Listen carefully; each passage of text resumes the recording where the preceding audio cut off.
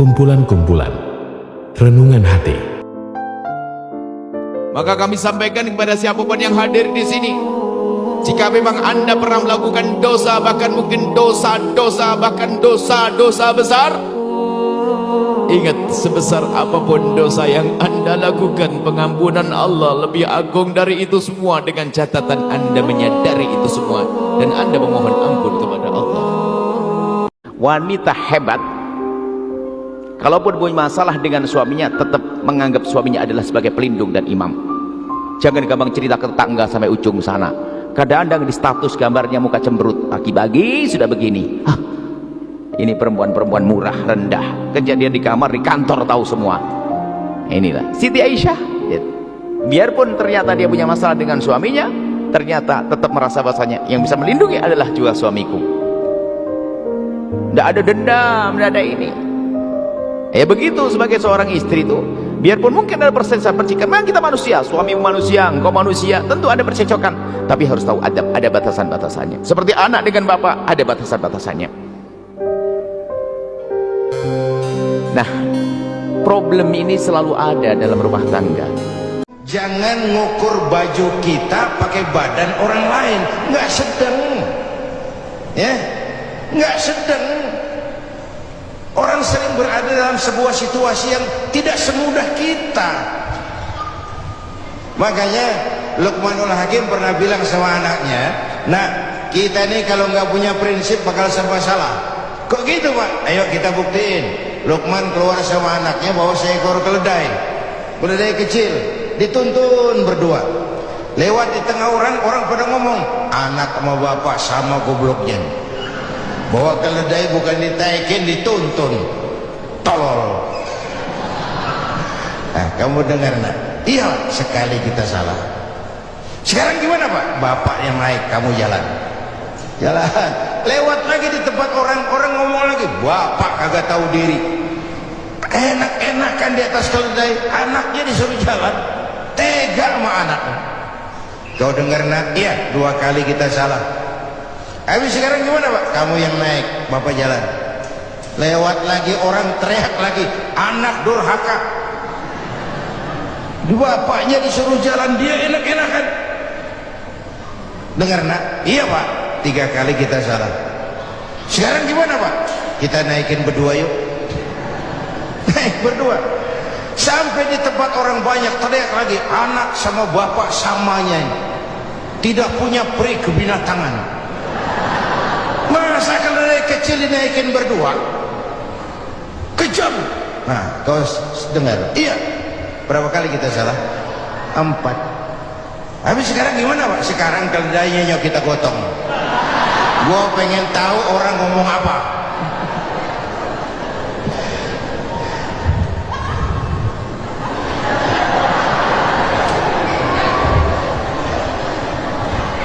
Begitulah Bapak Ibu hadirin, tanpa sebuah prinsip kita sering terombang-ambing.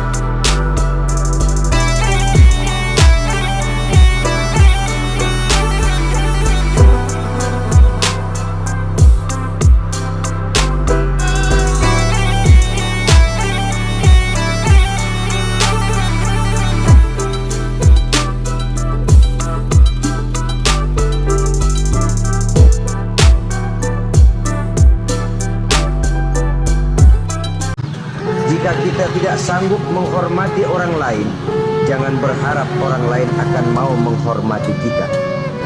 Jika kita berat tangan untuk memberikan pertolongan kepada orang lain, Suatu saat bila kita mendapat kesulitan pun, jangan terlalu berharap bahwa orang lain akan mau juga menolong kita.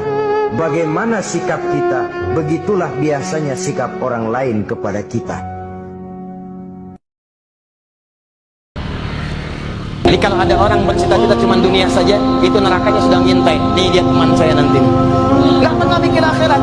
Yang penting dunia, dunia, dunia, dunia, dunia. Kerja, harta, rumah, mobil, uang, semua kumpulkan. Maka yang seperti itu kata Allah, kamu mesti ingat ya, orang yang sudah berpikir begitu saat di dunia, saya akan siapkan neraka paling spesial saat di akhirat. Namanya Hutama. Cara untuk menghukumnya dibakar dari ujung kaki sampai otak yang paling dalam. Nih kata Allah seakan-akan ingin mengatakan, apa isi otakmu di sisi saya bakar sampai ke dalam otakmu. Otakmu isinya apa sih? Orang sholat, kamu nggak sholat.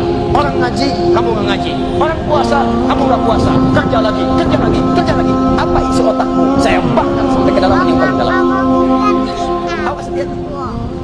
Saat kita doa, dosa kita banyak, ditutup doa kita, nggak nyampe kepada Allah. Terus kita lagi minta kepada Allah, ditutup lagi, nggak nyampe kepada Allah. Sampai Allah nanya, wahai malaikatku, apa yang kau tutup? Allah maha tahu, Allah maha tahu. Tapi malaikat ditegur sama Allah, ini apa-apaan, kenapa ditutup? Wahai Rabbi, ini orang nggak pantas berdoa kepadamu, dan nggak pantas doanya engkau kabulkan karena dosanya banyak ya Allah. Wahai malaikatku, tidakkah kau mengetahui aku telah berjanji kepada hambaku, ud'uni astajib, berdoa kepadaku akan Allah kabulkan, kata Allah.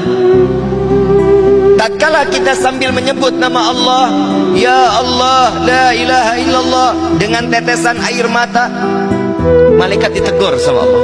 Wahai malaikat, tidakkah kau melihat hambaku yang sampai bercucuran air mata memanggil namaku? Kata Allah, singkirkan, biar aku ingin mendengar apa rintihan yang dia inginkan, kata Allah. Tuh lihat, kadang kalau kita kan doakan semau enak kitanya aja, tak rezeki banyak, panjang umur, mati husnul khatimah, lah hidup lengkap banget begitu kan.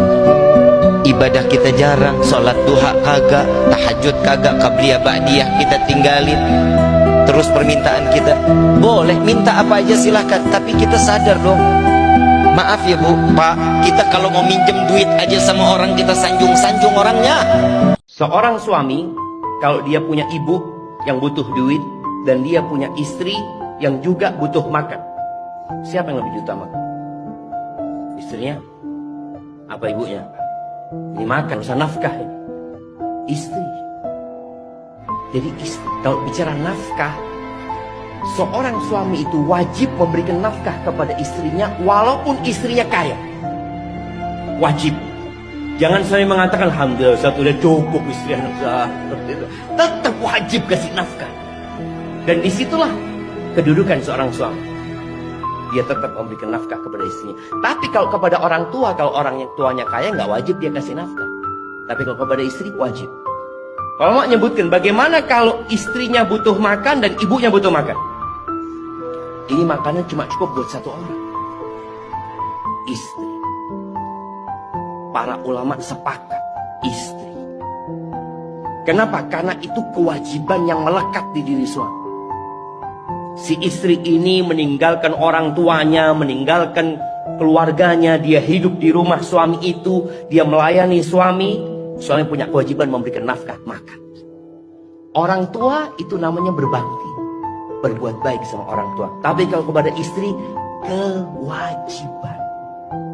Maka kita perlu belajar fikih nafkah. Terima kasih sudah menonton video Renungan Hati. Untuk mendukung kami agar terus berkembang, silahkan subscribe di channel kami sekarang. Terima kasih.